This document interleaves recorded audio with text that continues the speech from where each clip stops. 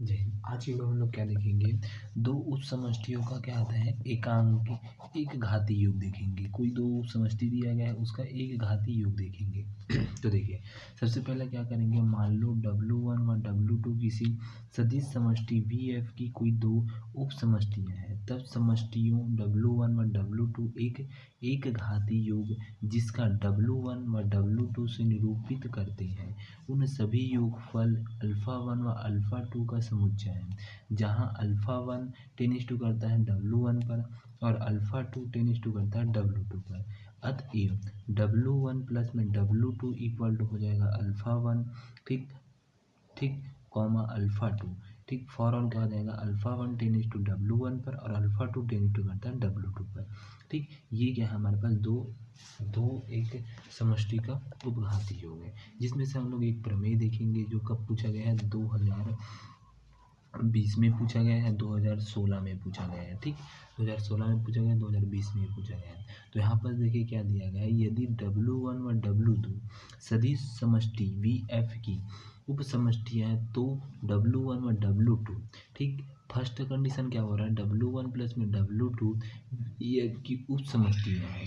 Second क्या है, यहाँ पर देखिए, सेकेंड देखिए यहाँ पास क्या है, W1 व W2, ठीक। W1 प्लस में W2 equal to W1 union में W2, अर्थात V W1 यूनियन में W2 equal to W1 plus में W2 आना चाहिए। ये सेकेंड हमारे पास होता है, ठीक। तो यहाँ पर देखिए, सबसे पहले हम लोग क्या करेंगे, प्रूफ करेंगे। प्रूफ देखिए क्या किया है, दिया है W1 व W2 सदिश समष्टि VF की दो उप समष्टियाँ हैं, ठीक। मतलब क्या है, W1 व W2 सदिश समष्टि VF की दो उप समष्टियाँ हैं।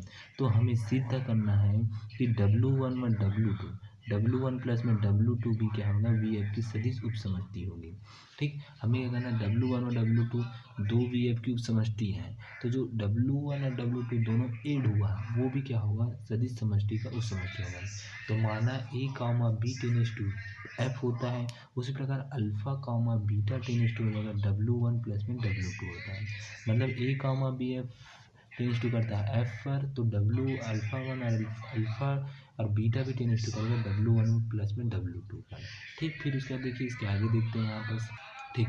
अब उसके बाद देखिए यहाँ पास अल्फ़ा को हम लोग क्या लेते हैं, अल्फ़ा 1 प्लस में अल्फ़ा 2 ले लेते हैं। उसी प्रकार बीटा को हम लोग क्या लेते हैं, बीटा 1 प्लस में बीटा 2 ले लेते हैं, ठीक। तो इस प्रकार से अल्फ़ा 1 और बीटा 1 भी टेनिस टू करेगा W1 पर, उसी प्रकार अल्फ़ा 2 बीटा 2 भी टेनिस टू करेगा W2 पर, ठीक। उस प्रकार से यहाँ पर देखिए A, B टेनिस टू करेगा F पर, तो अल्फ़ा 1 बीटा 1 टेनिस टू करेगा W1 पर, ठीक। तो A अल्फ़ा, अब ये दोनों क्या हो जाएगा, इसके साथ एड हो जाएगा, ठीक। तो A अल्फ़ा 1 प्लस में B beta 1 tends to W1, ठीक। उसी प्रकार अल्फ़ा बीटा टेनिस टू करता है F पर, तो अल्फ़ा 2 बीटा 2 टेनिस टू हो जाएगा W2, तो टेनिस टू क्या हो जाएगा, A अल्फ़ा 2 प्लस में B बीटा टेनिस टू हो जाएगा W2 हो जाएगा।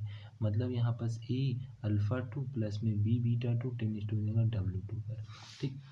अब उसके बाद देखिए, दोनों को एक साथ मिला कर लेते हैं।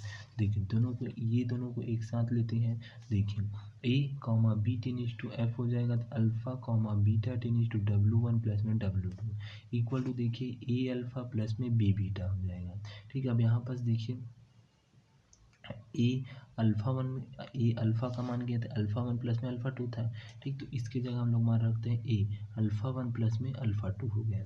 फिर प्लस में B बीटा का मान क्या दिया था, यहाँ पर हमारे पास बीटा का मान दिया था, हमारे पास यहाँ पर देखिए बीटा का मान क्या दिया था, ये देखिए B1 प्लस में बीटा 2 दिया था, ठीक। तो यहाँ पर देखिए उसी को यहाँ B बीटा 1 प्लस में बीटा 2 हो गया, ठीक। अब उसके देखिए अल्फ़ा को अंदर गुणा करेंगे तो A अल्फ़ा 1 प्लस में B बीटा 1 प्लस में A अल्फ़ा 2 प्लस में B beta 2 tends to W1 plus में W2।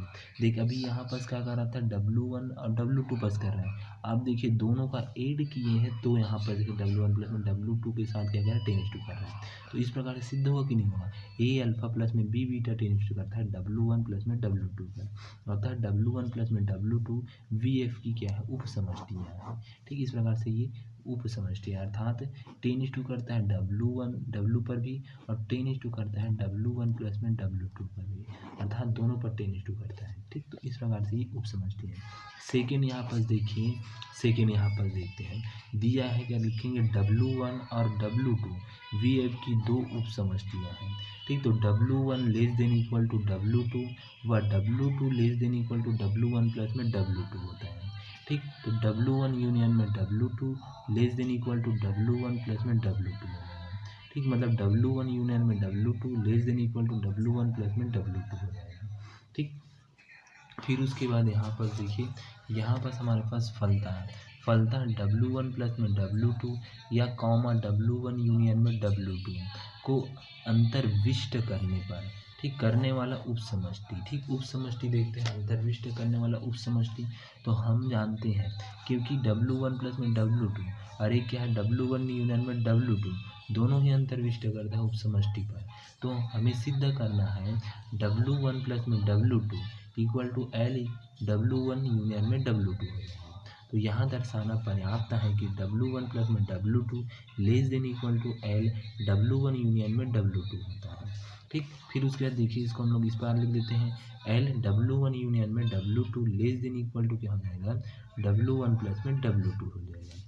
ठीक, मानात alpha equal to alpha 1 plus में अल्फा 2 10:2 करता है W1 प्लस में W पर, स्विच हो गया है। तो alpha equal to alpha 1 plus में अल्फा 2, यहाँ पर देखिए अल्फा की जगह कुछ नहीं है, मतलब 1 है, तो 1 इंटू में अल्फा 1 प्लस में 1 इंटू में अल्फा 2 10:2 करेगा W1 यूनियन में W2, तो W1 प्लस में W2, ठीक, लेस देन इक्वल टू क्या हो जाएगा यहाँ पर W1 यूनियन में W2 हो जाएगा। इसी को हम लोग यहाँ पर लिखे हैं, बस एल को इस तरफ पक्षधर कर लिए हैं। ठीक, समीकरण 1 अर्थात W1 W1 यूनियन में W2 को अंतर्विष्ट करने वाला उप समष्टि है, अतः W1 प्लस में W2 L W1 union W2 को भी क्या करता है, अंतर्विष्ट करने वाला न्यूनतम उप समष्टि होगा। तो L W1 यूनियन में W2 less than equal to W1 plus में W2, समीकरण 11 हो जाएगा।